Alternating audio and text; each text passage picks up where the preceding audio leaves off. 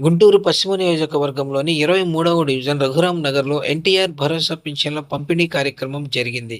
Division అధ్యక్షులు మాజీ corporator లాం వర్ధన్‌రావు, secretary తోట సాంబశివరావు, 164వ బూత్ ఇన్ఛార్జ్ లాం నవమి సచివాలయ సిబ్బందితో కలిసి పెన్షన్లు పంపిణీ చేశారు.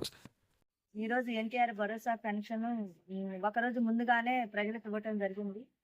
వికలాంగులకి, వృద్ధులకి, వితంతు పెన్షన్ ప్రతి ఒక్కరికి సచివాలయం సిబ్బందితో పాటు ఇంటింటికి వెళ్ళి డోర్ టు డోరు ప్రతి ఒక్కరికి ఇవ్వటం జరిగింది. ప్రజలు చాలా సంతోషంగా వ్యక్తం చేస్తున్నారు. ఒకరోజు ముందుగానే పెన్షన్ ఇవ్వటం చాలా సంతోషంగా ఉందంటున్నారు. గత ప్రభుత్వంతో పోల్చుకుంటే గత ప్రభుత్వంలో 1300 కోట్లు పంచడం జరిగింది.